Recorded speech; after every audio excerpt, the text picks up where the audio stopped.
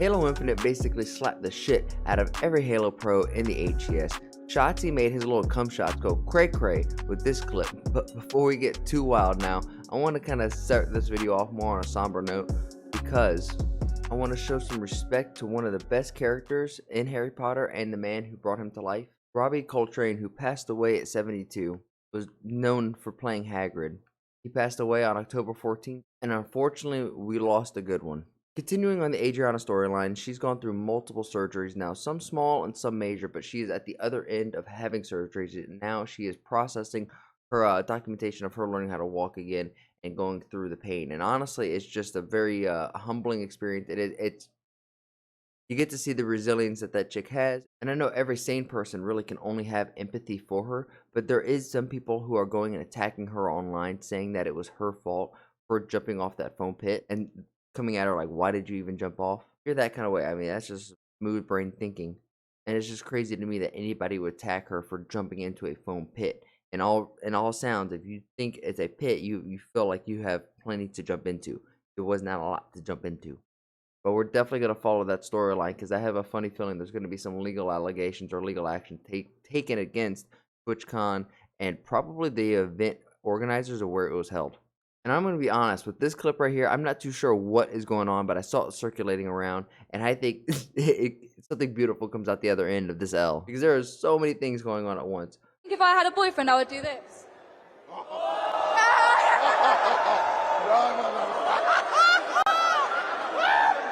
One, why is the chick on the left looking like she's in an OnlyFans outfit, while the chick against her opponent is in a traditional boxing match outfit? It just doesn't look like that matches up. It's kind of whack. And I have seen the argument in the comments of like, you know, what if this was the other way around and KSI leaned in to try to give this chick a kiss instead of, you know, her going in? That's just a completely different thing. We can all agree on that, right? But I think the KSI reaction, just his process, is like the Vince McMahon meme where he goes back and he has the eyes that are super bright.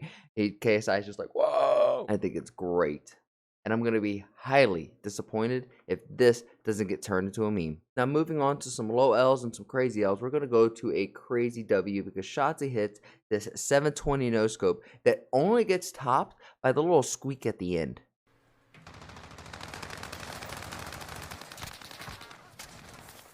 I got this guy. Need bullets. Thank you. Holy shit.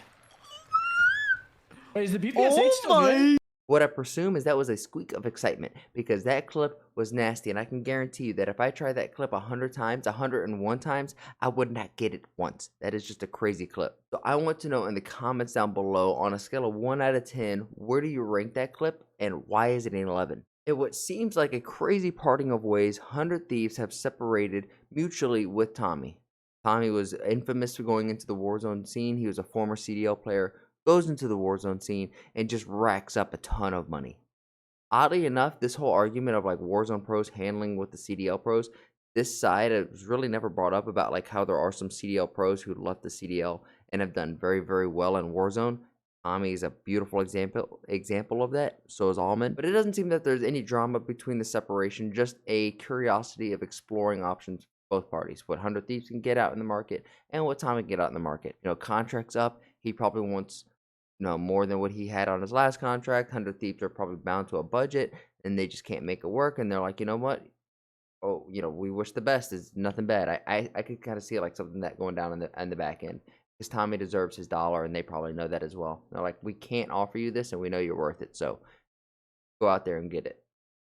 Halo Infinite shared on Twitter a week prior to the World Championship that the crowdfunded prize pool would no longer be completely going to the Halo pros that are competing at the Worlds this upcoming October 20th through the 23rd. This is beyond disheartening because the Halo HCS scene was really one of the only good things that was happening. Unfortunately, Halo Infinite doesn't disappoint when it comes to disappointing. For those of you who don't know, there is a HCS store within Halo Infinite where if you buy team-branded cosmetics, a percentage of that money would go to a prize pool that would then make the prize pool larger for the World Championship that's happening on October 20th through the 23rd. And this prize pool was a huge pool to pull players like Formal, like Snipe Down.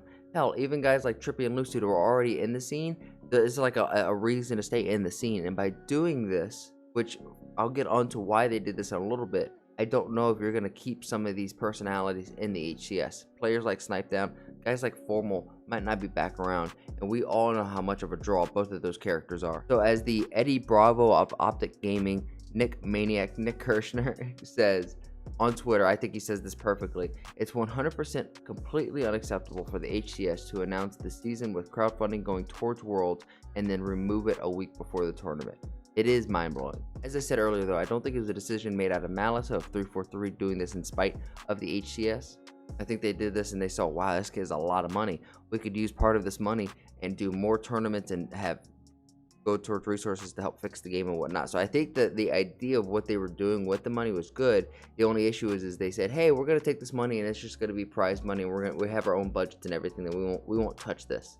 And they waited till a week before the tournament to say, we're gonna touch this, and that's just messed up. For those of you who do plan on watching the event next week on Twitch, you can get some free cool cosmetics, from banners to weapon charms to full-blown armor coatings, like a diamond battle rifle. We've all want a diamond battle rifle. I don't know who doesn't.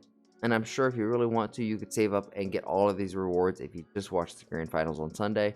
I am curious though, because I've heard some rumblings of the players getting together and having some kind of strike at the event, but I very much doubt that. As a former competitor, if you're going to an event, you're going there to win, regardless if the prize pool is, you know, supposed to be bigger than $1 million or not. It's still $1 million prize pool. And before we end this video, I think it's just crazy that this game can have $1 million prize pool, can have tournaments and lands all over the world, but can have an average of 3,000 viewers when the HCS is not around on Twitch.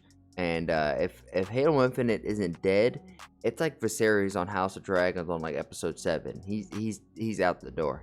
Thank you for watching. Whether you're a casual gamer or trying to be the next freaking scump, I'm gonna get you filled in on the gaming and esports side of things. So you make sure to like this video, subscribe, turn the little notification bell on, and I'll see you guys in the next one.